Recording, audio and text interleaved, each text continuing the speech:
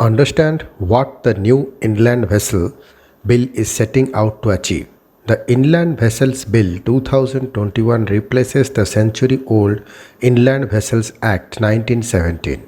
One of the key things that the new bill seeks to do is bring all inland waterways in India and movement of vessels on them for any purpose under a central regulatory regime. Parliament passed a new law last week that will bring in uniformity in the rules and regulations governing the inland waterways and navigations on them in India. The new law is aimed at developing India's inland waterways as viable thriving mode of transport, especially for cargo. The Inland Vessels Bill 2021 replaces the century-old Inland Vessels Act 1917. One of the key things the new legislation seeks to do is to bring all inland waterways in India and movement of vessels on them for any purpose under a central regulatory regime. India has close to 15,000 kilometers of inland waterways network comprising rivers, channels, backwaters, creeks, etc. The Inland Vessels Act 1917, which got replaced by the new legislation, was conceived to be a pure consolidating legislation having limited applicability and purposes, the government says. The Act had undergone several amendments, with the last major amendments enacted in 1977 and 2007. This act had provisions for restrictive movement of mechanically propelled vessels within the jurisdiction of the state government, requirement of endorsement, limited applicability and validity of certificates, non-uniform standards and regulations that varied from one state to another led to hindrances and hurdles in seamless navigations across states and development of the sector, says an official statement. The new law defines mechanically propelled vessels as ships, boats, sailing vessels, container vessels, and ferries. The center will empowered by the new law frame classification, standards of design, construction, and crew accommodation, and the type and periodicity of service for these vessels. Construction or modification of such vessels will require prior approval of a designated authority as prescribed by central government. All such vessels are to be registered with respective states or union territories. The movement and the identities of the vessels will be logged in a central database. The NDA government in 2016 notified 111 inland waterways as National Waterway of India under the National Waterways Act 2016.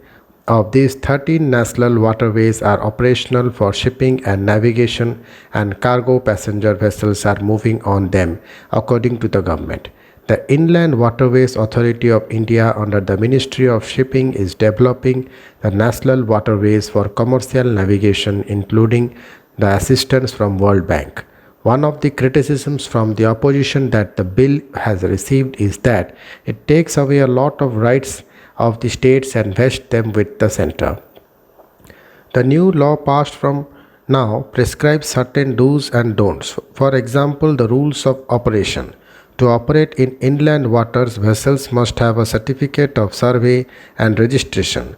Those with Indian ownership must be registered with the Registrar of Inland Vessels. Once registered, it will be valid across India. While the state government will issue the certificate, the form will be prescribed by the centre, much like the case of motor vehicles. Like motor vehicles, the vessels must be insured. The certificate will also mention the inland water zones for such vessels. The mechanical vessels must adhere to certain specifications for signals and equipment to ensure navigation safety as specified by the central government. The new act mandates that in case of any distress or SOS signal sent out by the master of a vessel, any other vessel nearby must respond to it, much like maritime custom and rules on sea. If the master of a nearby vessel fails to come for help, he or she will be penalized with a fine of up to Rs 10,000 unless they fail to provide such assistance on specified grounds. In case of accidents, the nearest police station is to be involved for inquiry and action. The local district magistrate may also hold a probe and recommend action. The Act says that the Centre will prescribe the minimum number of people that vessels must carry for various roles and what the qualification of the personnel must be. Non-compliance of this will attract a penalty of up to Rs 10,000 for the first offence and Rs 25,000 for subsequent offences. The Act empowers the central government to prescribe what kind of pollutants and sewage vessels and can discharge how much. Like in the case of motor vehicles, the Act empowers the centre to prescribe the format in which states can issue pollution under control certificates. Looking at future development of inland waterways, since this is a new sector, the bill also envisages maintaining a fund which will be used for emergency preparedness, checking of pollution and boosting navigation. The fund will source from schemes of the state government, sale of cargo and wreck and contribution from stakeholders. The new law also covers the future development and technological advancement in vessel construction and usage, regulating the technologically advanced vessels of the present and future identified as special category vessels. The government wants to promote inland waterways especially as a supplement to movement of freight across India. This is because the mode has been recognized across the world as environmentally friendly and economically, especially for cargo that do not depend on speed of delivery. According to a government study conducted by RITES, 1 liter of fuel moves 24 ton kilometer on road, 95 ton kilometer on rail, and 215 ton kilometer on inland waterways. On railways, it takes about 1.36 to move a ton of cargo over a kilometer. On highway, it takes rupees 2.50, whereas the same takes 1.06 on inland waterways. Highly underutilized right now, the inland waterways of India move about 55 million tons of cargo every year.